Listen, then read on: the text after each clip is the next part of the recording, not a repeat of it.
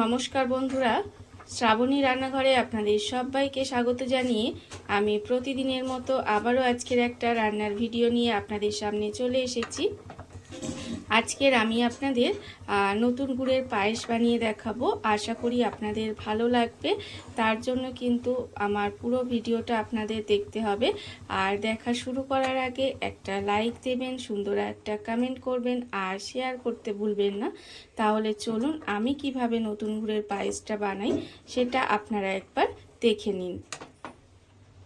রান্নাটা করার জন্য প্রথমে আমি এখানে দেখুন গ্যাসটা অন করে একটা জায়গা বসিয়ে দিয়েছি, তার মধ্যে অল্প সামান্য একটু জল দিয়েছি। তার কারণ আমি এটা দুধটা ফোটাবো, দুধটা যদি শুধু দিই তাহলে পুড়ে উঠবে, তাই খুব সামান্য একটু জল দিয়েছিলাম। জল দিয়ে এবার এর মধ্যে দুধটা দিয়ে দিলাম।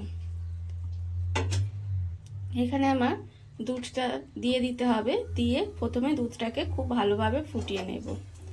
দুধটা কিন্তু এখানে খুব ভালোভাবে ফুটিয়ে নিতে হবে। আর এই শীতে নতুন গুড়ের পায়েসটা খেতে অসম্ভব সুন্দর লাগে। জানি সবাই বানাতে পারেন, তবে আমি কিভাবে বাড়িতে বানাই সেটাই আমি আজকের আপনাদের দেখাবো ভীষণই সহজভাবে। দেখুন প্রথমে কিন্তু এখানে দুধটা ফুটিয়ে নেব। আর আমি এখানে প্রতিদিনের মতো আপনাদের একটা কথাই বলবো যে প্লিজ আমার ভিডিওটা আপনারা টেনে টেনে দেখবেন না, পুরো ভিডিওটা দেখুন, আশা করি আপনাদের ভালো লাগবে। এবারে এইভাবে গ্যাসটাকে আমি মিডিয়ামে দিয়ে দিয়েছি, দিয়ে দুধটাকে খুব ভালোভাবে প্রথমে ফুটিয়ে নেব। দুধটা আমার এখানে খুব ভালোভাবে ফুটে গেছে, দুধ কিন্তু আমি এখানে সুন্দর করে ফুটিয়ে নিয়েছি। এইবারে আমি এর মধ্যে দিয়ে দেব গোবিন্দভোগ চালটা। গোবিন্দভোগ চালটা কিন্তু আমি এখানে আগে থেকে ধুয়ে রেখেছি, সেই চালটা কিন্তু আমি এখানে দিয়ে দিলাম। চালটা দিয়ে চালটা কিন্তু খুব ভালোভাবে মিশিয়ে দেব। চাল দিয়ে কিন্তু এই দুধের মধ্যেই চালটা ফুটতে দিতে হবে। আর এখানে কিন্তু খুব বেশি চাল দেবেন না, একটা পরিমাপ আমি আপনাদের বলে দিই। সেটা হচ্ছে ধরুন এখানে যদি আপনার 1 লিটার দুধ থাকে তাহলে কিন্তু এখানে 50 গ্রাম মতো চাল আপনি দিতে পারেন, তাহলে কিন্তু পায়েসটা ঠিকঠাক হবে। দেখুন আমি কিন্তু এখানে চালটা দিয়ে দিয়েছি, দিয়ে এবারে চালটা কিন্তু এই দুধের মধ্যে সেদ্ধ হতে দিতে হবে। গ্যাসটাকে একেবারে লোতে দিয়ে দেব। গ্যাসটাকে লোতে দিয়ে আমি কিন্তু এইভাবে চালটাকে একটু সেদ্ধ করে নেব দুধের মধ্যে। আর আমি দেখুন এইভাবে চালটা দিয়ে কিন্তু দুধের মধ্যে সেদ্ধ করে নিচ্ছি।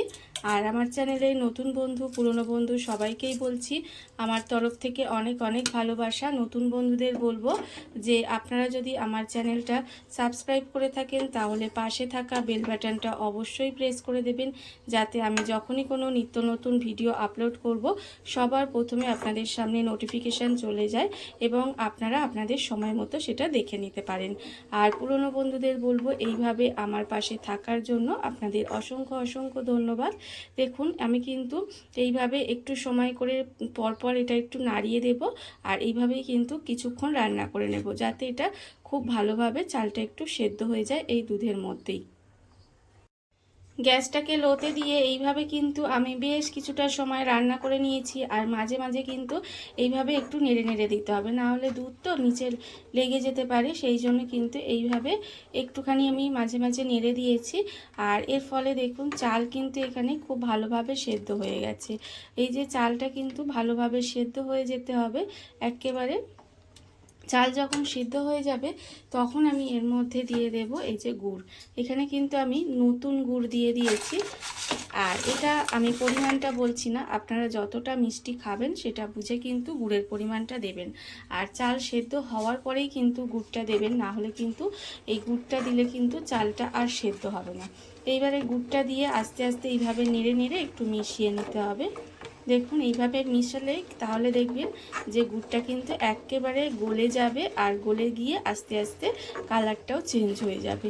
আমি এইভাবে একটুখানি নেড়ে নেড়ে কিছুক্ষণ রান্না করে নেব। ভীষণই সহজভাবে আমি এই নতুন গুড়ের পায়েসটা বানাই, খেতে কিন্তু অসম্ভব সুন্দর হয়।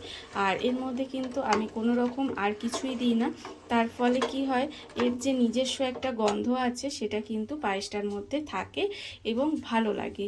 কিন্তু এর মধ্যে মধ্যে আমার মনে হয় যদি আপনারা ছোট এলাচ দেন বা তেজপাতা দেন তাহলে এর যে নিজস্ব একটা গন্ধ থাকে সেটা চলে যাবে।